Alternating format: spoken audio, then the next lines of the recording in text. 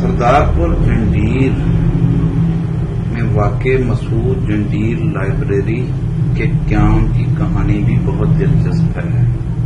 ملک غلام محمد چوگتا جو کہ 1865 عیسوی میں پیدا ہوئے، اس علاقے کے ایک معروف دانشور زمیندار تھے جنہیں کتابیں جمع کرنے کا شوق تھا۔ ان کے پاس چند سو کتابیں تھیں جو لائبریری کی ابتدائی شکل تھی۔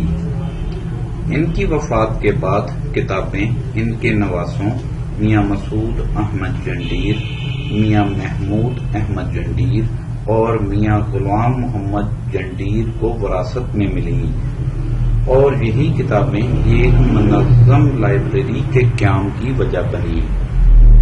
جنڈیر حضرات حضرت غازی عباس علمدار علیہ السلام ابن حضرت علی رضی اللہ تعالی عنہ کی اولاد ہیں۔ جنڈیر ایک درمیانے درجے کا محنتی زمیندار خاندان ہے۔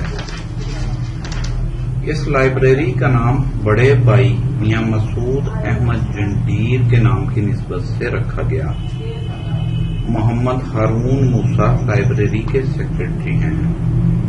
ڈاکٹر محمد فیصل مسعود جنڈیر کینیڈا میں مقیم ہیں اور لائبریری کے لیے کتب بھیجتے رہتے ہیں۔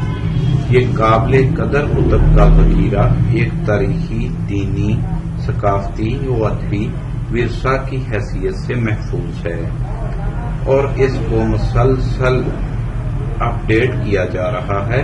لائبریری کے لیے نئی کتب خریدی بھی جاتی ہیں اور لوگ عطیات بھی کرتے رہتے ہیں۔